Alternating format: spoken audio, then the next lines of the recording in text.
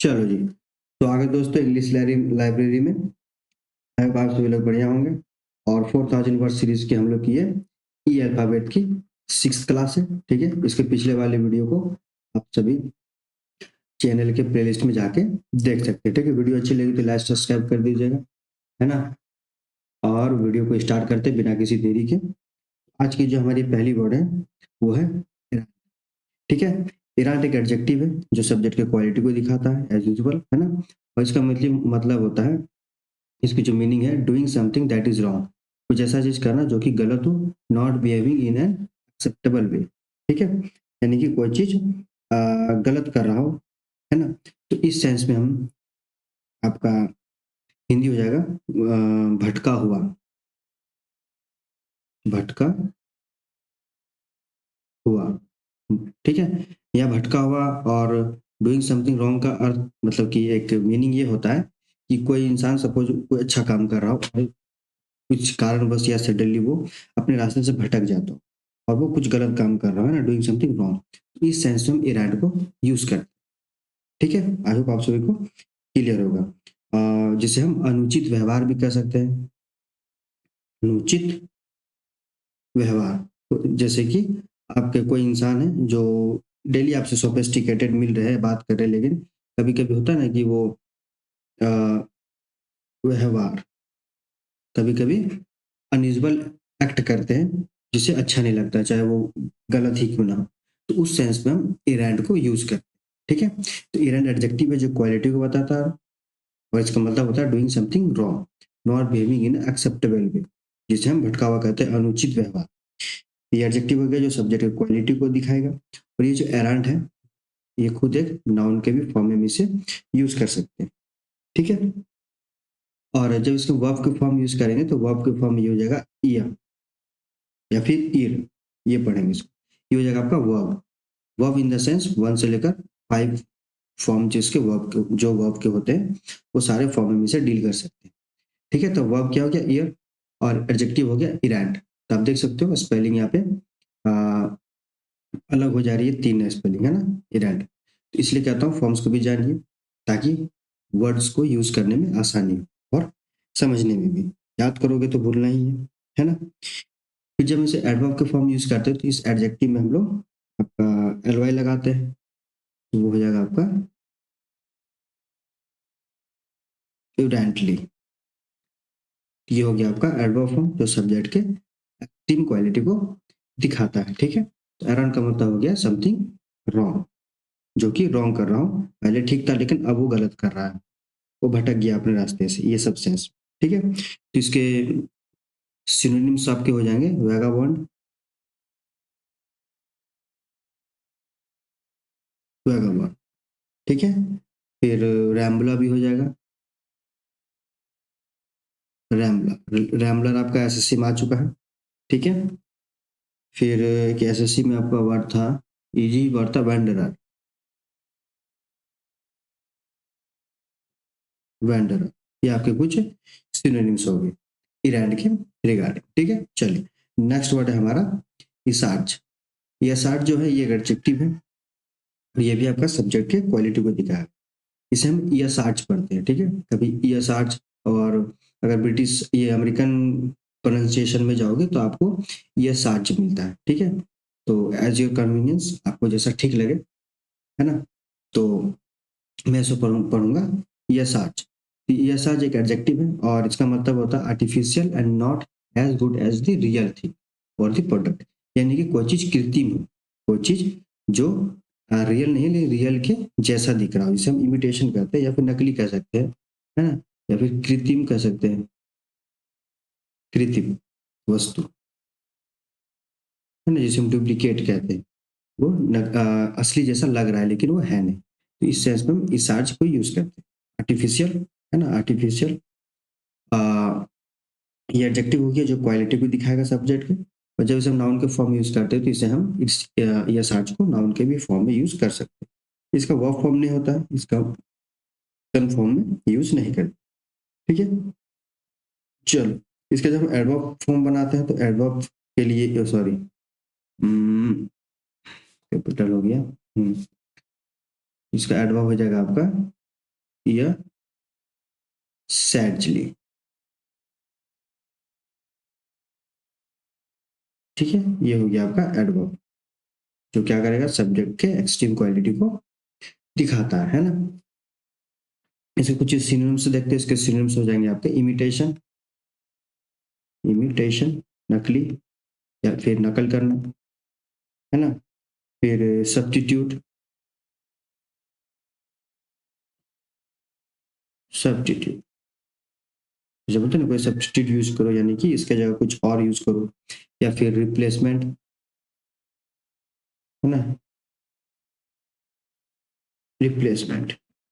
ये कुछ आपके सिनोनिम्स हो गए पीएसआर के रिगार्डिंग। पीएसआर का मतलब होता है कोई चीज कृत्रिम वस्तु जो ओरिजिनल ना, है ना। चलिए नेक्स्ट वर्ड देखते हैं। नेक्स्ट वर्ड है हमारा एस्केपिड। एस्केपिड एक नाउन है जो कि जनरल फॉर्म को बताता है। उसका मतलब है, इसका जो मीनिंग है, an act involving some danger, कोई भी एक काम जो कि डेंजर में हो, रिस्क हो, एक्साइटमेंट हो, because it is different from usual, it is different from usual और एक्सपेक्टेड बिहेवियर। यानी कि कोई चीज डेंजर है, रिस्क है, एक्साइटमेंट है करने में, क्यों? क्योंकि वो जनरल फॉर्म से, जनरल काम से वो अलग है कुछ करने में। तो ठीक है, तो जनरल काम से कुछ अलग है करने में और एक्साइटमेंट भरा है, तो कैसा होता है, ये शरारत हो गया, है ना। तो हिंदी से इसका हो जाएगा शरारत, या फिर कोई शैतानी करना, शैतानी जो बच्चे लोग करते हैं ना, या फिर और शुद्ध हिंदी में दुसाहसिक घटना, दु दुख साहसिक घटना। ठीक है, तो ये सब सारे सेंस में हम स्कैपिड को यूज करते हैं। स्कैपिड एक नाउन है और इसका meaning involving some danger, risk, ठीक है, या फिर एक्साइटमेंट, क्योंकि वो डिफरेंट है चीजों को जनरल फॉर्म से अलग, है ना। ठीक है, चलिए, तो इसके हम लोग अब नहीं, एक मिनट, इनको ऐसे रखते हैं। ये नाउन हो गया आपका, और जब इसे वर्ब के फॉर्म में यूज करते हैं तो इसका वर्ब फॉर्म एक्शन फॉर्म नहीं होता है। ठीक है, इसे हम एक्शन फॉर्म में यूज नहीं कर सकते। इसे हम एडजेक्टिव फॉर्म यूज कर सकते हैं, तो इस सेंस में ये हो जाएगा स्किपैडिक, स्किपैडिक। ठीक है, तो ये हो जाएगा आपका एडजेक्टिव फॉर्म जो सब्जेक्ट के क्वालिटी को बताएगा। ठीक है, इसी तरह में से हम एडवर्ब फॉर्म में भी यूज कर सकते हैं। तो एडवर्ब फॉर्म में ये हो जाएगा आपका स्कैपेड, स्कैपेड डी कैल, हाँ, ठीक है, तो ये हो जाएगा आपका एडवर्ब। ये जनरली यूज वैसे नहीं होता है, लेकिन अगर यूज करना चाहो तो कर सकते हैं, ऐसे कोई दिक्कत है नहीं, बट नॉर्मल वे में ये एडजेक्टिव और नाउन से ही काम चल जाता है इस वर्ड में। ठीक है, तो स्केपेड का मतलब हो गया कोई शरारत करना, शैतानी करना। चलो, इसके अब कुछ सिनोनिम्स तो देखते हैं। तो सिनोनिम्स आपका हो जाएगा रॉम, रॉम सॉरी, ये वर्ड गार्ड बांध लीजिए, क्योंकि ये आपका किस एग्जाम में था, शायद एलआईसी में था शायद, मुझे याद नहीं आ रही है, लेकिन आई थिंक एलआईसी के एग्जाम में।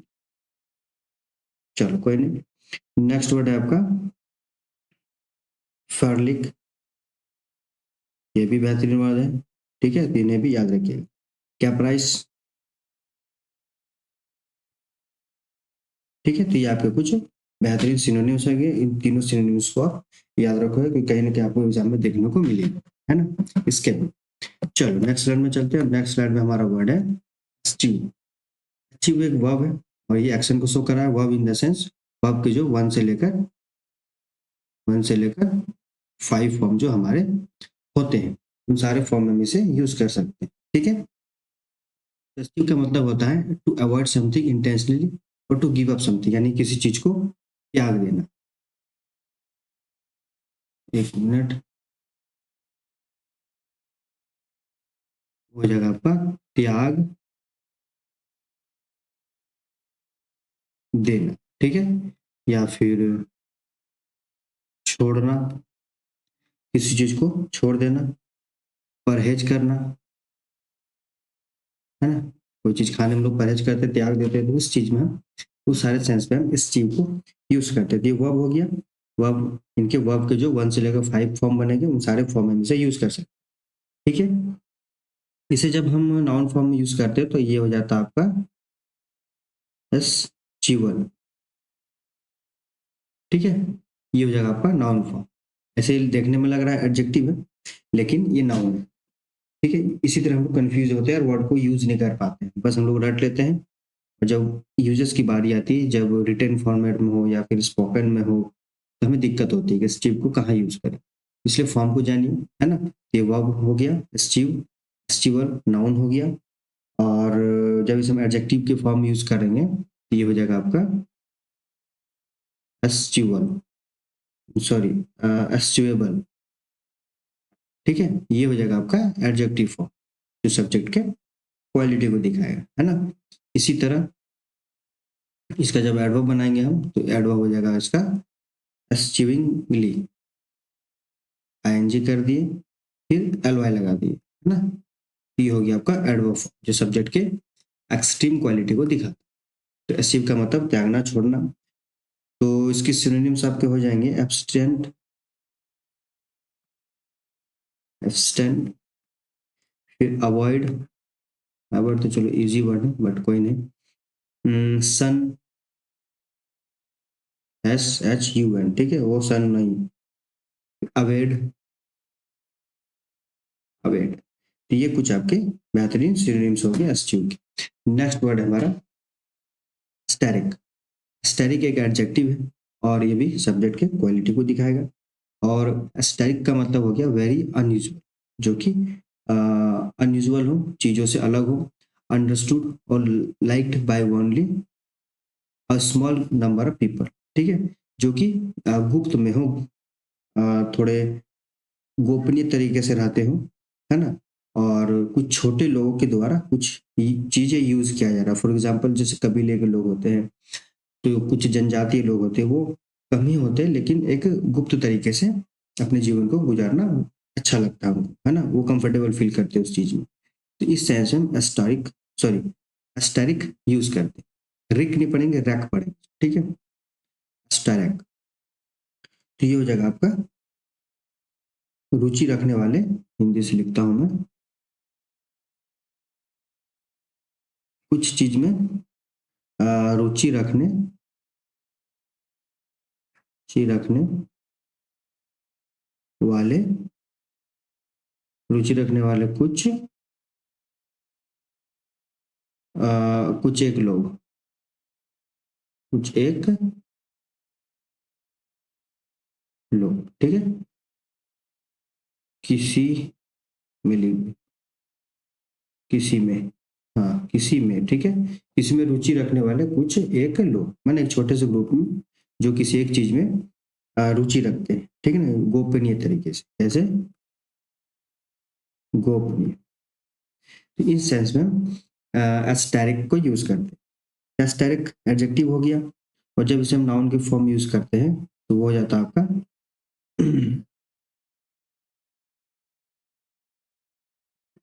एसेटेरिका, ये हो गया आपका नाउन, ठीक है। और एडजेक्टिव हो गया आपका एस्टेरिक, और एस्टेरिका ये हो गया आपका नाउन, ठीक।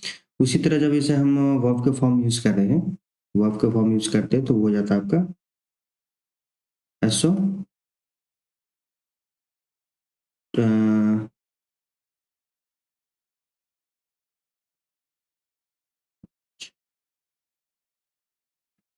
एसोटेरिसाइज, ठीक है। ये हो गया वर्ब फॉर्म। ये वर्ब फॉर्म, और वर्ब हमारे 1 से लेकर 5 फॉर्म जो वर्ब के होते हैं उन सारे फॉर्म में भी इसे हम लोग चेंज कर सकते हैं, ठीक। इसी तरह जब इसे हम नाउन के फॉर्म यूज करेंगे तो वो हो, सॉरी एडवर्ब के फॉर्म में, तो वो हो जाएगा आपका एसेटेरिकली, एसेटेरिकली, ठीक है। ये हो गया आपका एडवर्ब फॉर्म। एडवर्ब क्या करेगा, सब्जेक्ट के एक्सट्रीम क्वालिटी को दिखा, है ना। एस्टेरिक का मतलब हो गया गोपनीय या फिर ज्ञान, या किसी में रुचि रखने का, किसी किसी में रुचि रखते हैं कोई लोग लेकिन वो छोटे से स्मॉल ग्रुप के लोग, ठीक। इसके सिनोनिम्स आपके हो जाएंगे एक्सोटेरिक, क्या हो जाएगा, एक्सोटेरिक। आर्केन, ठीक है, या फिर क्रिप्टिक,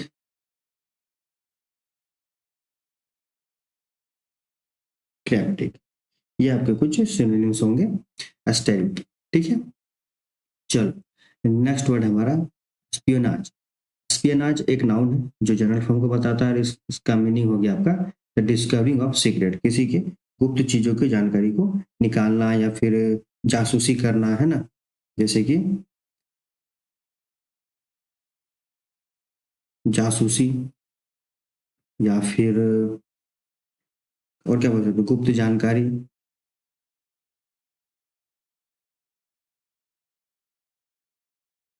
गुप्त जानकारी या फिर जासूसी, इन सारे सेंस में हम एस्पियनाज को यूज करते हैं, ठीक। तो एस्पियनाज एक नाउन है और जब से वर्ब के फॉर्म यूज करते थे खुद एक वर्ब के फॉर्म में भी यूज कर सकते।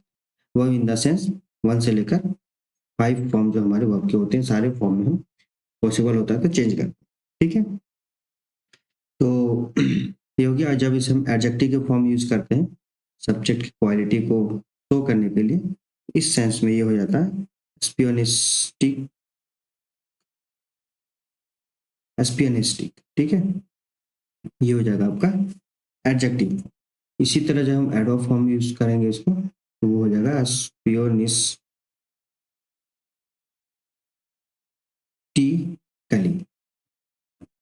ठीक है, ये हो जाएगा आपका एडवर्ब फॉर्म जो कि क्वालिटी को दिखाता है, ठीक है।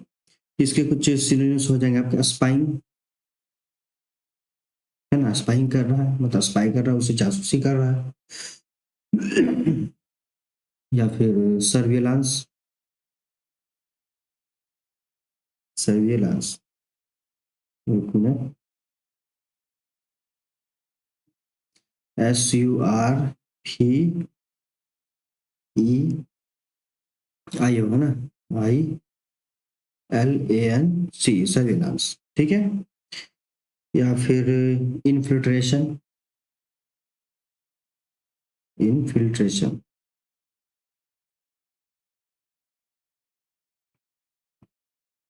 ये कुछ आपके सिनोनिम्स हो जाएंगे एस्पियोनाज के, ठीक है। चलो चलते हैं नेक्स्ट स्लाइड में, देखते हैं और कौन से हमारे वर्ड है। नेक्स्ट वर्ड हमारा स्ट्रेंथ।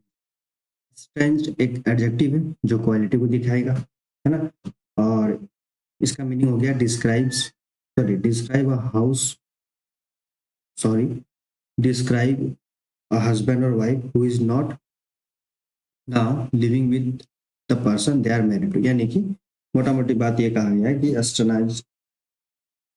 स्ट्रेंथ का मतलब होता है एक दूसरे से अलग, जैसे पति पत्नी अगर जैसे तलाक हो जाता है तो अलग रहते हैं, तो एक दूसरे से अलग रहना, ठीक है, इस सेंस में हम estranged को यूज करते हैं, ठीक है। ये आपका एडजेक्टिव हो गया जो क्वालिटी को दिखाएगा, और जब इसे हम आपका नाउन के फॉर्म यूज करना चाहेंगे तो उस सेंस में ये हो जाता है estrangement, क्या हो जाएगा estrangement, ये हो गया नाउन फॉर्म, ठीक है। जब से वर्ब के फॉर्म यूज करेंगे तो ये हो जाएगा आपका estrange, ये हो जाएगा estrange, ये हो गया verb form, verb in the sense की 1 से लेकर 5 फॉर्म सारे जो वर्ब के होते हैं, ठीक है। फिर जब इसका हम एडवर्ब बनाएंगे तो आपका हो जाएगा ये, इस डी में ly लगा देंगे,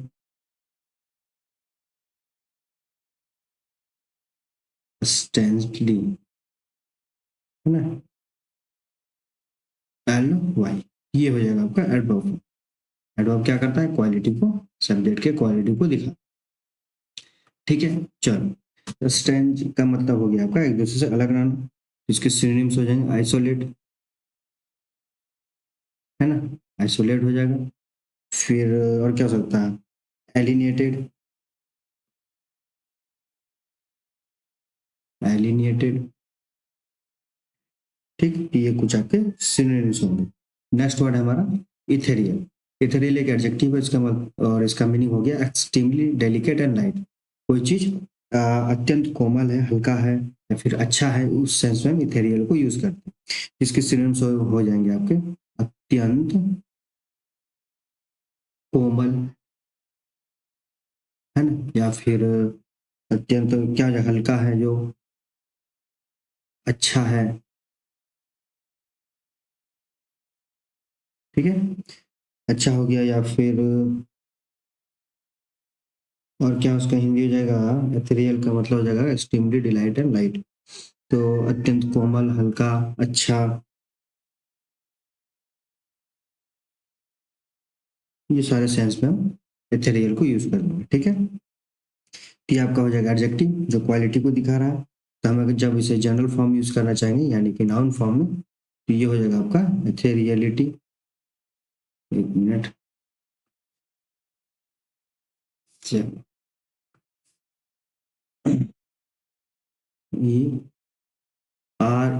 REALITY, इथेरियलिटी, ठीक है। ये हो गया इसका नाउन फॉर्म। इसी तरह जब इसे हम आपका एडजेक्टिव हो गया, नाउन हो गया, वर्ब के फॉर्म में जब इसे यूज करेंगे तो ये होगा आपका रियलाइज। ये हो जाएगा वर्ब फॉर्म। वर्ब क्या करेगा, एक्शन फॉर्म दिखाएगा 1 से लेकर 5 फॉर्म जो वर्ब के होते हैं, जो एक्शन फॉर्म्स हमारे होते हैं, है ना। फिर जब इसे हम एडवर्ब फॉर्म यूज करना चाहेंगे, एडवर्ब फॉर्म में ये हो जाएगा आपका एथेरियली, एथेरियली, ठीक है। ये हो गया एडवर्ब जो सब्जेक्ट के एक्सट्रीम क्वालिटी को दिखाएगा। तो एथेरियल का मतलब हो गया आपका एक्सट्रीमली डेलिकेट और लाइट, बहुत ही कोमल, अच्छा या फिर हल्का, इस सारे सेंस में हम एथेरियल को यूज करते हैं, ठीक है। इसके कुछ सिनोनिम्स आपके हो जाएंगे आपके, एक एसबीआई में आई हुई थी एरी, ठीक है, ये एसबीआई का वर्ड है, ठीक है। इंटेंजिबल, इंटेंजिबल, ठीक है। एरी जो प्रीवियस जब जो एग्जाम हुई थी इसमें आपका एसबीआई की पीआईक्यू में ये एरे वर्ड आया था। इंटेंजिबल तो आपके आप लोग अवेयर ही होंगे, है ना। और कुछ सिनोनिम्स अगर देखा जाए तो ड्रीमी, ड्रीम, ये कुछ आपके सिनोनिम्स हो गए एथलीट, ठीक है। चलो नेक्स्ट चलते हैं। नेक्स्ट वर्ड है हमारा इटिमोलॉजी। इटिमोलॉजी एक नाउन है और ये एक the study of the origin and history of word को बताता है, यानी कि कोई वर्ड, है ना, जो कैसे उसका ओरिजिन हुआ, कैसे बना, कैसे उसमें प्रीफिक्स सफिक्स ऐड हुए हैं, ना, कैसे उसके प्रीफिक्स सफिक्स, उन सारे सेंस में जो स्टडी को कहते हैं उसे हम इटिमोलॉजी कहते हैं, ठीक है। चलो ये हो गया आपका इटिमोलॉजी। तो जब इस ये नाउन हो गया, इसे भी वर्ब फॉर्म में यूज कर सकते हैं, है ना। तो वो हो जाएगा आपका इटिमोलॉजाइज,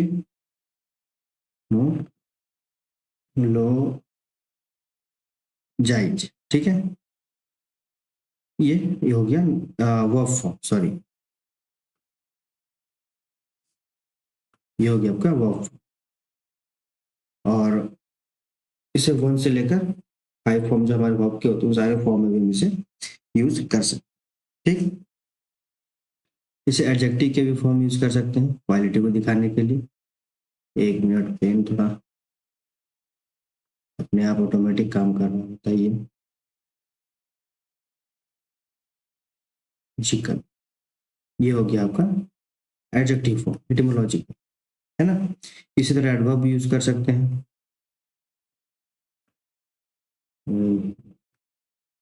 बताइए, तो ऑटोमेटिक काम कर रहा है इटिमोलॉजिकली,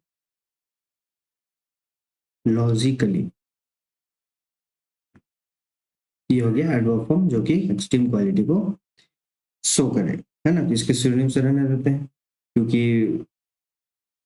इसके सिनोनिम से पूछा ही क्या जा सकता है कि नहीं। तो इटिमोलॉजी का मतलब study of the origin of history and history of words, ठीक है। चलो नेक्स्ट चलते हैं नेक्स्ट स्लाइड में, और नेक्स्ट स्लाइड हमारा वर्ड है यूलॉजी। यूलॉजी एक नाउन है, इसका मतलब, इसका मीनिंग है, एक मिनट पेन कलर चेंज करते हैं। इसका मीनिंग हो गया स्पीच, पीस ऑफ राइटिंग और अ पोएम। और यूलॉजी का जो एक और मीनिंग होता है कि इसे स्पीच या फिर पीस ऑफ राइटिंग का पोएम है, ये डायरेक्ट मीनिंग हो गया ना, लेकिन ये जनरली यूज करते हैं हम लोग प्रशंसा करने में। प्रशंसा, किसी को प्रशंसा करना, है ना, या फिर प्रशंसा भरा भरा भाषण, एक मिनट,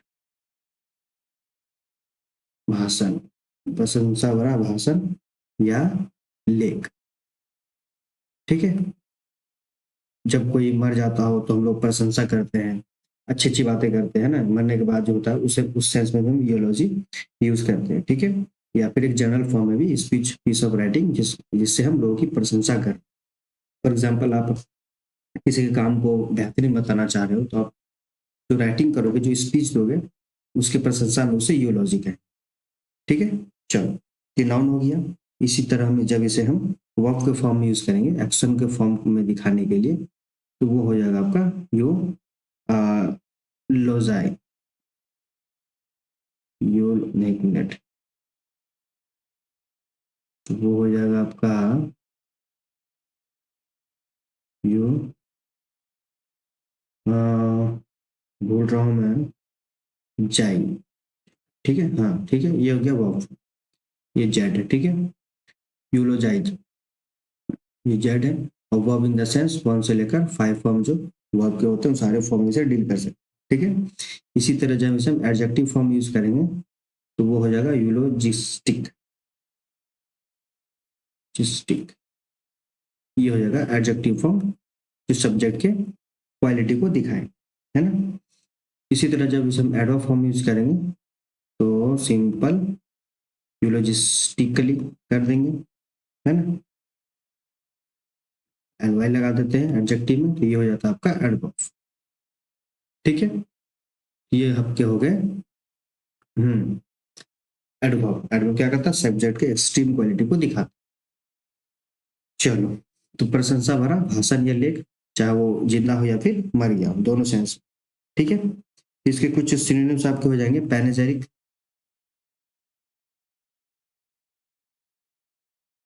पैनेजेरिक, ठीक है, या फिर एनकॉमियम, इनकॉमियम, ये भी आपका पीवाईक्यू है, ये भी आपका पीवाईक्यू, सिनोनिम एंटोनिम से मैंने अरेंज किया हुआ है इसे। ठीक है, एक और हो सकता है वर्ड ऑरेशन, ऑरेशन।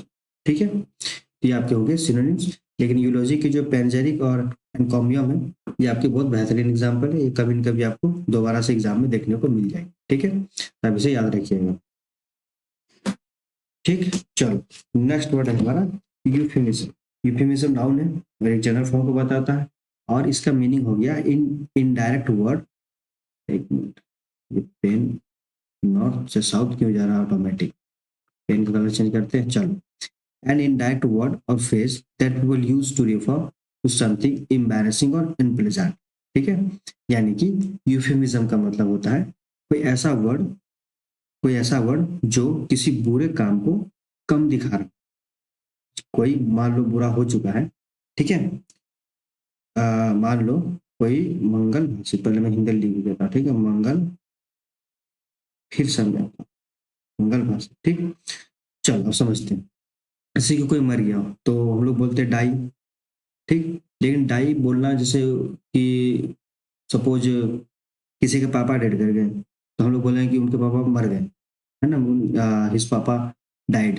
ठीक है, तो लेकिन हम लोग डाइड के अलावा कुछ और भी वर्ड यूज कर सकते हैं जो इस डाई को हटाकर थोड़ा रिलीफ फील करे, उस बुरे काम को, उस बुरे एक्टिविटी को कम दिखाए। तो हम लोग पास्ट वे यूज कर सकते हैं, पास्ट वे, और जनरली हम लोग यूज करते भी हैं कि जो पास्ट वे है यही यूफेमिज्म कहलाता है, किसी बुरे वर्ड को या बुरे वर्ड को कम दिखाना, जिसे हम पास्ट वे कहते हैं।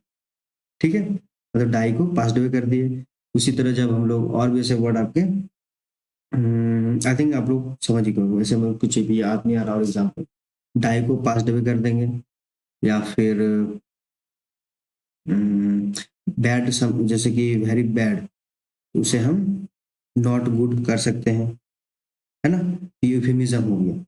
ठीक, चलो, जिसके आपके ये नाउन हो गया और इसे जनरली हम नाउन फॉर्म में ही यूज करते हैं, ठीक है।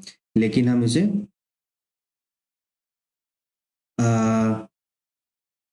जब वर्ब फॉर्म में यूज करेंगे एक्शन फॉर्म में, तो इसे हम एक्शन फॉर्म में यूज कर सकते हैं, तो ये हो जाएगा